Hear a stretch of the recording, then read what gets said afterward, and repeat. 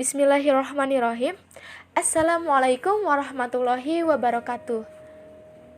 Halo semuanya. Selamat pagi. Apa kabarnya hari ini?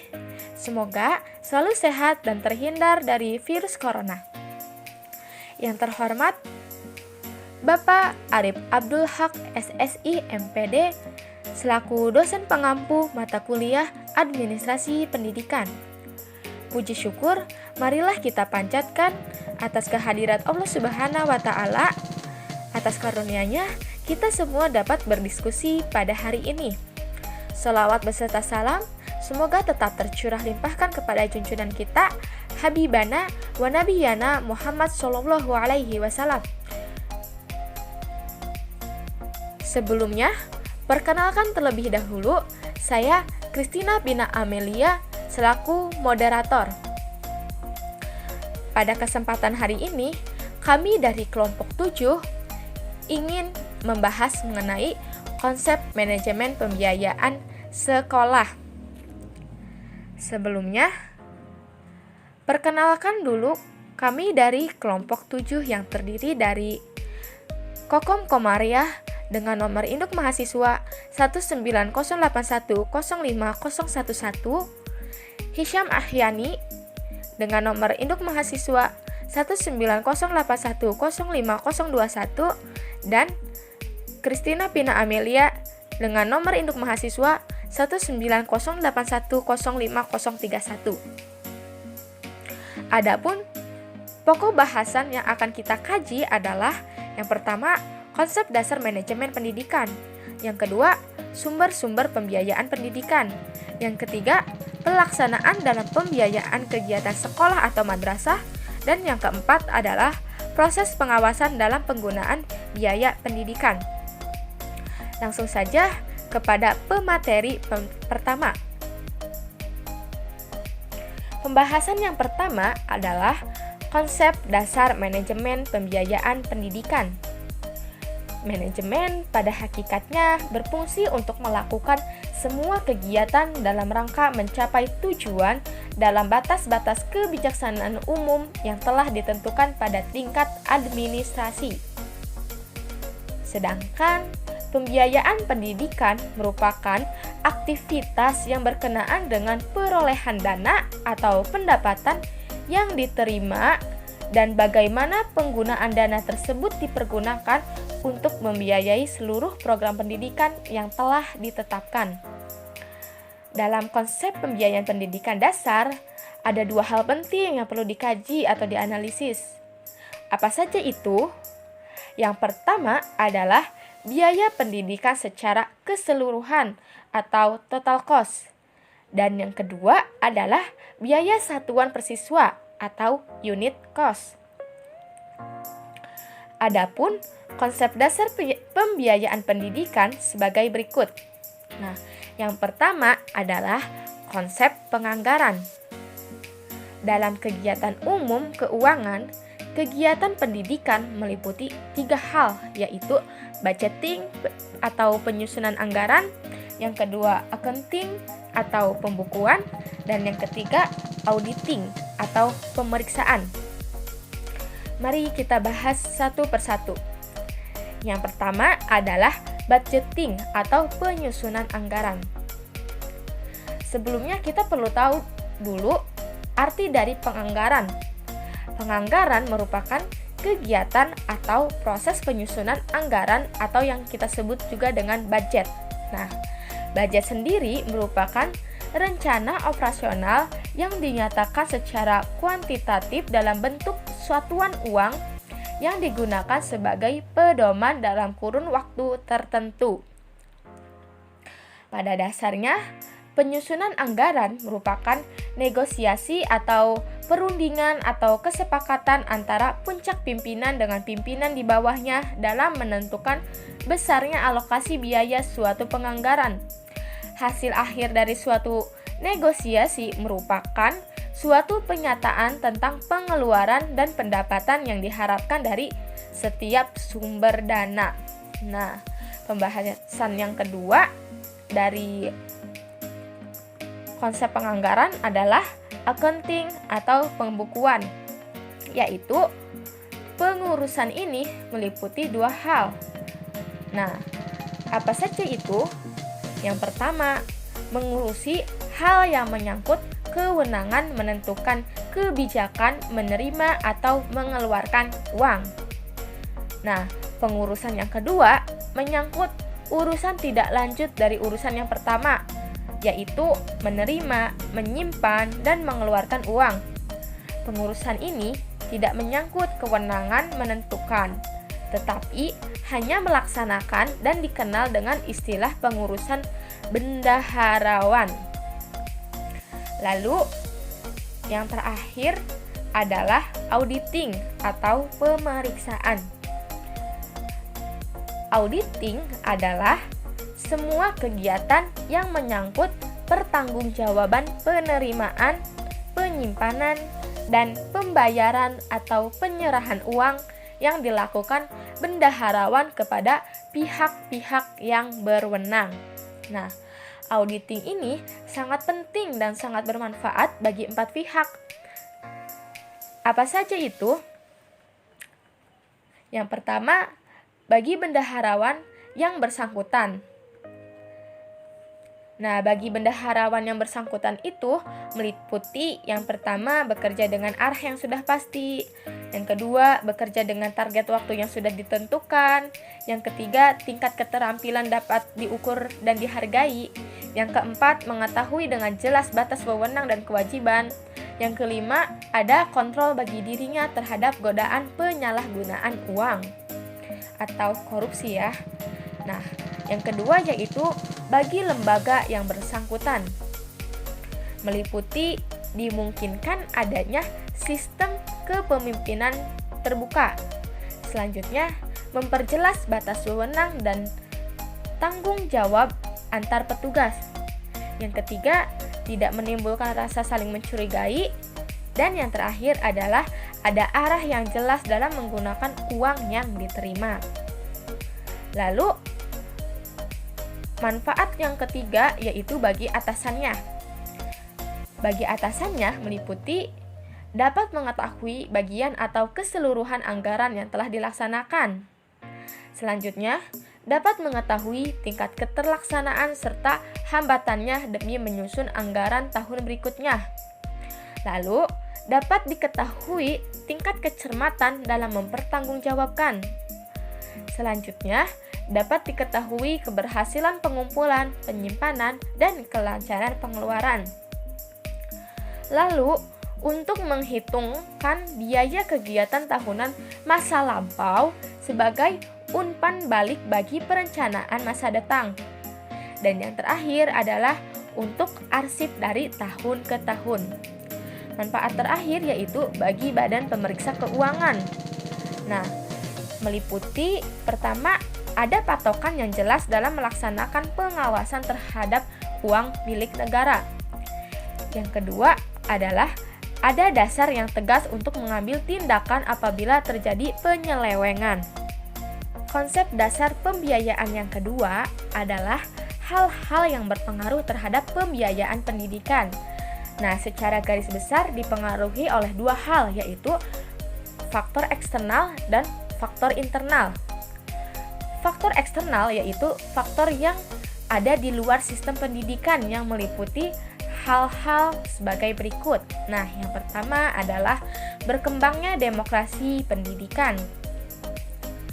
Dahulu, banyak negara yang masih dijajah oleh bangsa lain memperoleh penduduknya untuk menempati pendidikan. Dengan lepasnya bangsa itu dari cengkeraman penjajah, terlepas pula kekangan atas keinginan memperoleh pendidikan. Di Indonesia, demonstrasi pendidikan dirumuskan dengan jelas dalam pasal 31 Undang-Undang 1945 ayat 10 dan ayat 2, yaitu konsekuensi dari adanya demokrasi itu, maka pemerintah menyediakan dana yang cukup untuk pendidikan tersebut. Yang kedua adalah kebijaksanaan pemerintah. Nah, pemberian hak kepada warga negara untuk memperoleh pendidikan merupakan kepentingan suatu bangsa agar mampu mempertahankan dan mengembangkan bangsanya. Namun, Demikian agar tujuan itu tercapai, pemerintah memberikan fasilitas-fasilitas berupa hal-hal yang bersifat meringankan dan menunjang pendidikan. Misalnya pemberian pembiayaan yang besar bagi pendiri gedung dan kelengkapannya, meringankan beban siswa dalam bentuk bantuan SPP dan pengaturan pemungutan serta beasiswa, atau juga bisa dengan kenaikan gaji guru dan lain sebagainya.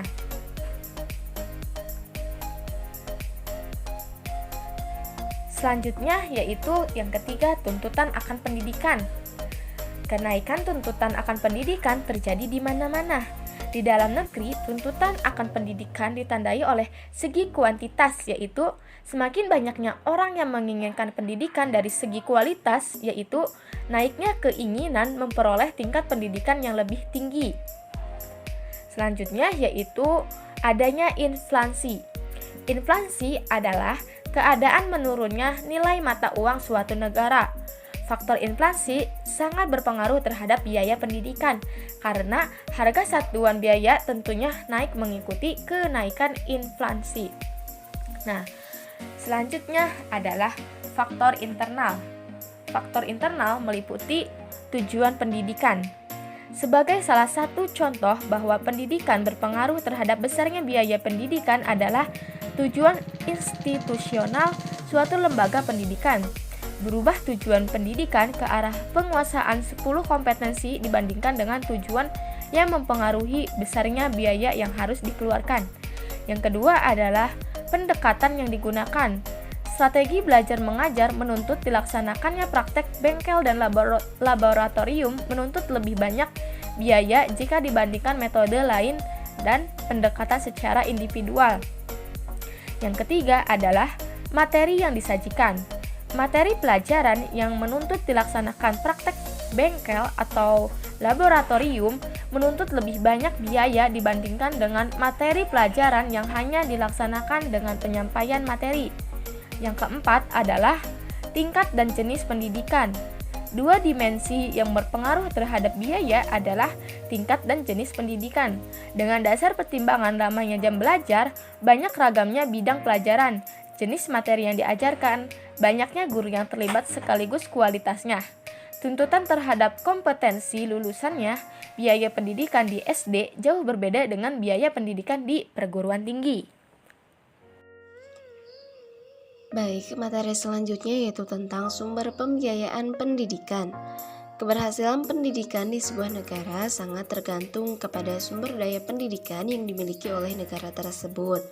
Dalam Undang-Undang Republik Indonesia Nomor 20 Tahun 2003 tentang Sistem Pendidikan Nasional menjelaskan bahwa sumber daya pendidikan adalah segala sesuatu yang dipergunakan dalam penyelenggaraan pendidikan yang meliputi tenaga kependidikan, masyarakat, dana, sarana dan prasarana. Dapat dipahami dengan jelas bahwa dana merupakan salah satu sumber daya pendidikan yang sangat penting dalam dunia pendidikan. Beberapa sumber pembiayaan pendidikan yang dapat dikategorikan menjadi 3, yaitu bersumber dari dana pemerintah, iuran sekolah, dan sumbangan sukarela. Dana pemerintah. Penerimaan dari pemerintah umum meliputi penerimaan dari sektor pajak, pendapatan dari sektor non-pajak, pajak pendidikan dari perusahaan, dan iuran pembangunan daerah, keuntungan dari sektor barang dan jasa, usaha-usaha negara lain termasuk investasi saham dan BUMN. Kemudian untuk iuran sekolah, yaitu penerimaan dari iuran sekolah ialah bersumbangan pembinaan pendidikan atau SPP yang dulu, atau BP3 yaitu Badan Pembinaan Penyelenggaraan Pendidikan. Untuk sumbangan sukarela, yaitu penerimaan dari sumbangan sukarela dari masyarakat biasanya berupa sumbangan swasta, perorangan, keluarga, atau perusahaan. Untuk sumbangan ini pun diberikan tidak hanya berupa uang, tetapi juga bisa berupa tenaga, tanah, dan bahan bangunan untuk mendirikan sekolah. Baik, materi selanjutnya yaitu mengenai pelaksanaan pembiayaan kegiatan sekolah. Di sini ada 2 poin. Pertama, pengeluaran keuangan, dan yang kedua, penyelenggaraan pembukuan keuangan sekolah atau madrasah yang transparan.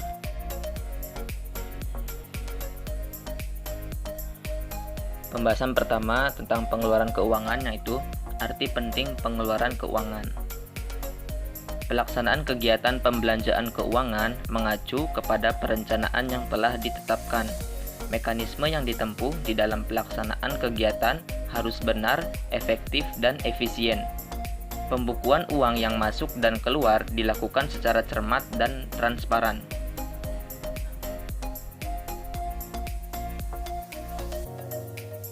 Dalam bab 9 pasal 62 Peraturan Pemerintah Nomor 19 Tahun 2005 tentang Standar Pendidikan Nasional disebutkan bahwa standar pembiayaan itu meliputi 1.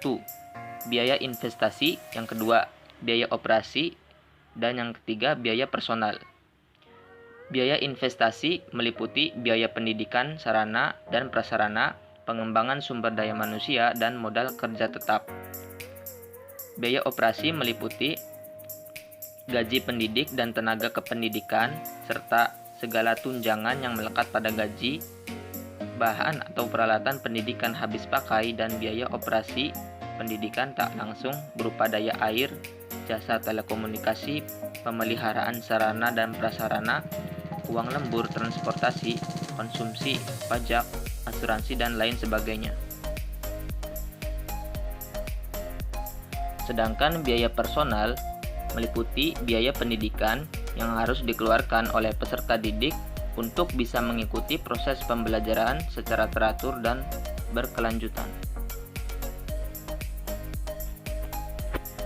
Pembahasan selanjutnya yaitu mengenai sumber pengeluaran keuangan sekolah atau macam-macam pengeluaran keuangan sekolah berdasarkan sumber dananya. Yang pertama ada anggaran rutin, yang kedua anggaran OPF atau operasi pembangunan dan fasilitas, yang ketiga dana BP3 atau Badan Pembina Penyelenggara Pendidikan, yang keempat dana BOS, dan yang kelima dana isian pelaksanaan anggaran atau DIPA. Yang pertama anggaran rutin. Anggaran rutin mencangkup gaji dan tunjangan, uang lembur, keperluan sehari-hari perkantoran, inventaris kantor, langganan daya dan jasa, pemeliharaan gedung kantor, dan sebagainya. Yang kedua, anggaran OPF. Anggaran ini diperuntukkan untuk kegiatan operasional pendidikan dan kegiatan perawatan. Untuk kegiatan operasional pendidikan itu misal pengadaan tinta, kertas, buku, pegangan guru, bahan praktek, pelaksanaan kegiatan ekstrakurikuler, dan pembelian buku perpustakaan. Sedangkan untuk kegiatan perawatannya, semisal pemeliharaan mesin ketik, komputer, dan mesin stensil. Berlanjut ke dana BP3. Apabila dirinci, anggaran ini mencangkup kegiatan peningkatan mutu pendidikan, kegiatan ekstrakurikuler, bahan pengajaran praktik dan keterampilan, kesejahteraan kepala sekolah, guru, dan pegawai, serta pembelian peralatan kantor dan alat tulis kantor. Yang keempat, ada dana BOS. Dana ini digunakan untuk pengembangan perpustakaan, kegiatan ulangan, kegiatan dalam rangka penerimaan siswa baru, perawatan sekolah, langganan daya dan jasa, pembelian bahan-bahan habis pakai, membantu siswa miskin, pengembangan profesi guru, dan sebagainya. Dan yang terakhir, tentang dana isian pelaksanaan anggaran atau DIPA. Sumber dana ini digunakan untuk 4 macam. Yang pertama, belanja pegawai berupa pengelolaan belanja gaji dan honorarium. Yang kedua, belanja barang berupa penyelenggaraan operasional perkantoran, perawatan gedung, dan sarana prasarana. Yang ketiga, belanja modal berupa pembangunan gedung pendidikan, pengelolaan kendaraan, penyediaan sarana prasarana, peningkatan kualitas dan kapasitas unit dasar. Dan yang keempat, belanja bantuan sosial beasiswa dan peningkatan sumber daya manusia. Baik, selanjutnya pembahasan mengenai pelaksanaan pembiayaan kegiatan sekolah, yaitu penyelenggaraan atau pembukuan keuangan sekolah atau madrasah yang transparan. Di sini ada 3 poin. Yang pertama, arti penyelenggaraan pembukuan keuangan. Yang kedua, dasar penyelenggaraan atau pembukuan keuangan. Dan yang ketiga, kelengkapan penunjang penyelenggaraan atau pembukuan keuangan.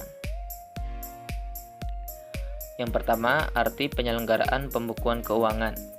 Pengertian dari pembukuan adalah kegiatan proses pencatatan, penggolongan, peringkasan, pelaporan, dan penganalisisan data keuangan di sekolah atau madrasah yang dilakukan oleh bendahara sekolah.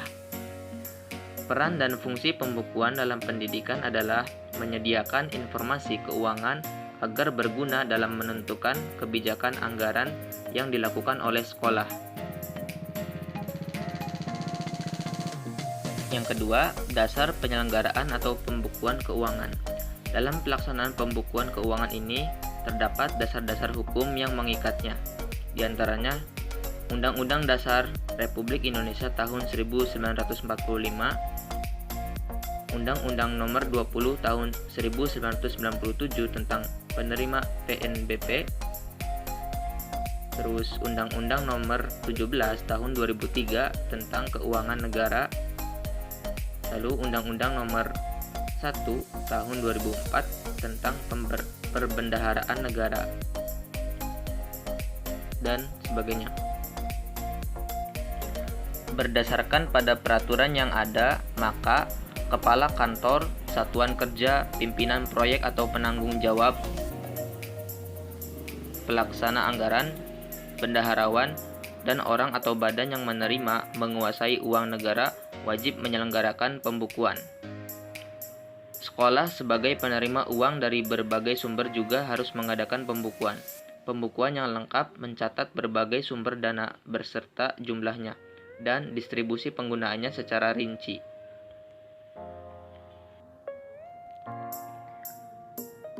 Pembukuan setiap transaksi yang berpengaruh terhadap penerimaan dan pengeluaran uang wajib dicatat oleh bendaharawan dalam buku kas. Buku kas bisa berupa buku kas umum atau BKU dan buku kas pembantu atau BKP. Buku kas umum merupakan buku harian yang digunakan untuk mencatat semua penerimaan dan pengeluaran uang atau yang disamakan dengan uang.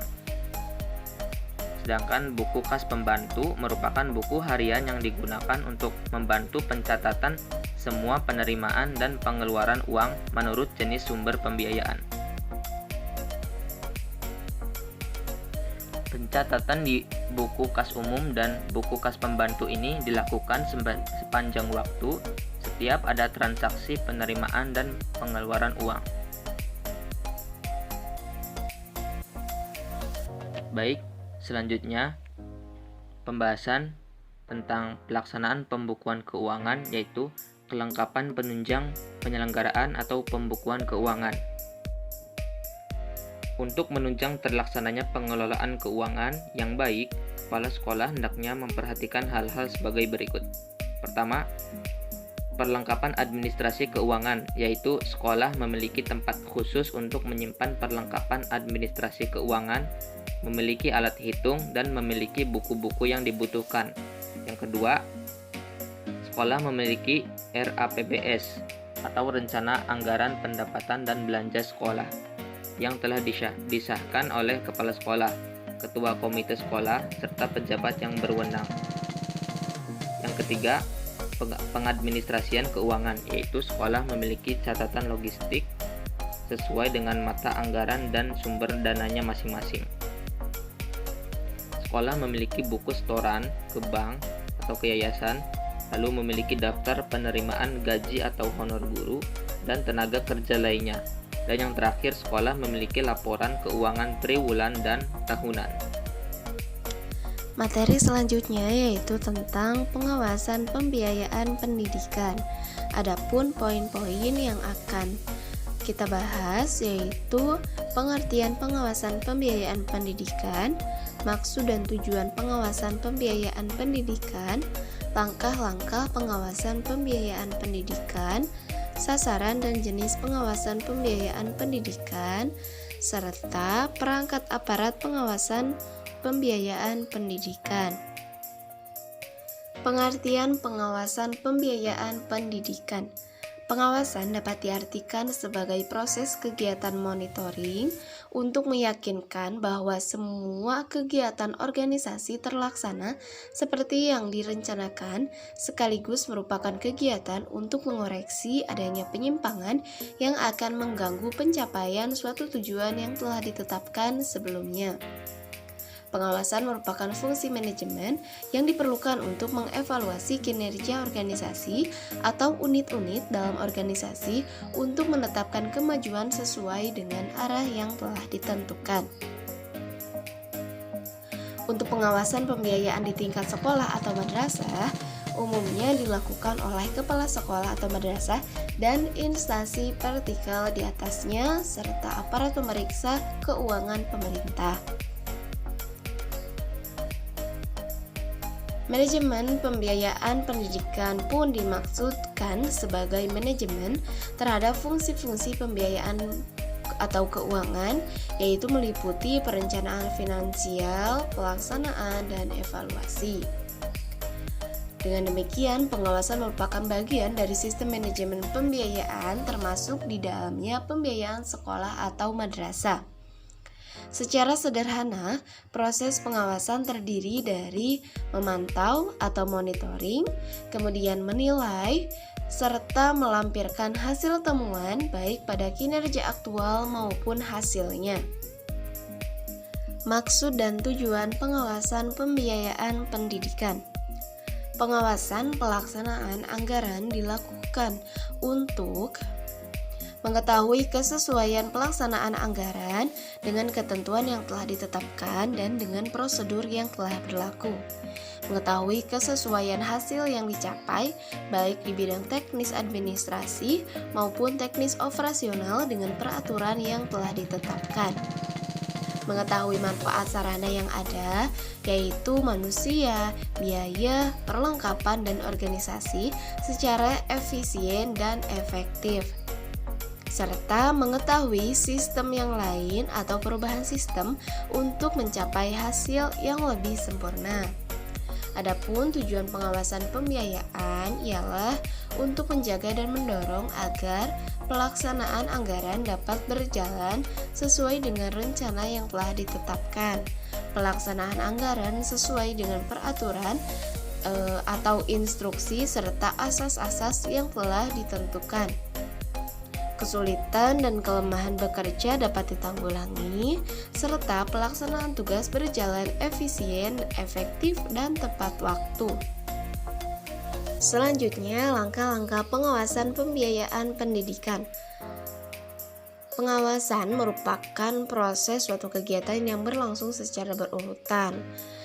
Dengan hal demikian, adapun langkah-langkah yang dicapai atau harus dilakukan dalam proses pengawasan pembiayaan pendidikan, yaitu pemahaman tentang ketentuan pelaksanaan dan masalah yang dihadapi, menentukan objek pengawasan, menentukan sistem, menentukan prosedur, menentukan metode dan teknik pengawasan, menentukan norma yang dapat dijadikan petunjuk atau pedoman, menilai penyelenggaraan, menganalisis dan menentukan sebab penyimpangan, menentukan tindakan korektif, serta menarik kesimpulan atau evaluasi. Semua langkah-langkah pengawasan pembiayaan pendidikan harus dilakukan secara terstruktur atau berurutan. Sasaran dan jenis pengawasan pembiayaan pendidikan. Sasaran pengawasan pembiayaan pendidikan dapat dikelompokkan berdasarkan dimensi, yaitu dimensi kuantitatif, dimensi kualitatif, dimensi fungsional, dan dimensi efisien. Dimensi kuantitatif yaitu untuk mengetahui sampai seberapa jauh maksud program atau kegiatan dalam ukuran kuantitatif telah tercapai. Dimensi kualitatif yaitu sampai seberapa jauh mutu dan kualitas pelaksanaan pekerjaan sesuai dengan ukuran kualitatif dan rencana. Dimensi fungsional yaitu ukuran untuk mengetahui seberapa jauh kegiatan pelaksanaan pekerjaan sesuai dengan tujuan dan fungsi yang telah direncanakan semula. Dimensi efisien yaitu seberapa jauh kegiatan pelaksanaan pekerjaan dapat dikerjakan secara hemat dan cermat. Adapun untuk pengawasan dapat dilakukan dalam beberapa jenis, yaitu berdasarkan subjeknya dan berdasarkan waktunya. Berdasarkan subjeknya meliputi pengawasan intern dan ekstern. Untuk pengawasan intern yaitu pengawasan yang dapat dilakukan terhadap semua unit dan bidang kegiatan yang ada di dalam organisasi. Untuk pengawasan ekstern, yaitu pengawasan yang dilakukan oleh aparatur pengawasan dari luar organisasi yang mempunyai wewenang untuk mengawasi. Untuk pengawasan berdasarkan waktunya meliputi pengawasan terus-menerus, pengawasan berkala, dan pengawasan insidental. Untuk pengawasan terus-menerus, yaitu pengawasan yang tidak tergantung pada waktu tertentu atau lebih condong kepada kegiatan pengawasan rutin. Untuk pengawasan berkala, yaitu pengawasan yang dilakukan setiap jangka waktu tertentu berdasarkan rencana yang telah ditentukan terhadap pengawasan tersebut atau terhadap masalah umum. Untuk pengawasan insidental, yaitu pengawasan yang dilakukan secara tiba-tiba atau mendadak, yaitu dilakukan di luar rencana kerja rutin atau berdasarkan keperluan saja. Selanjutnya yaitu perangkat aparat pengawas pembiayaan pendidikan. Untuk perangkat aparat pengawas pembiayaan pendidikan ini dikelompokkan menjadi dua macam, yaitu perangkat aparat pengawasan negara dan aparat pengawasan lainnya. Untuk perangkat pengawasan negara meliputi aparat pengawasan fungsional konstitusional Badan Pemeriksa Keuangan atau BPK, merupakan lembaga tinggi yang bertugas memeriksa pertanggungjawaban keuangan negara.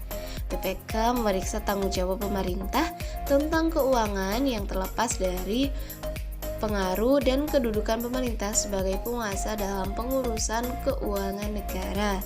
Selanjutnya, aparat pengawasan fungsional pemerintah, yaitu terdiri dari Badan Pengawas Keuangan dan Pembangunan atau BPKP dan Inspektorat Jenderal Departemen atau Kementerian atau Lembaga Pemerintahan Non-Departemen atau ITJEN.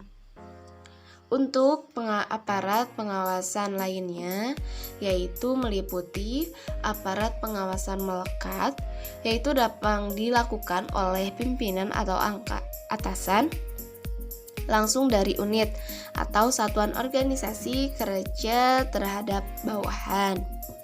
Kemudian meliputi juga aparat pengawasan proyek sektoral.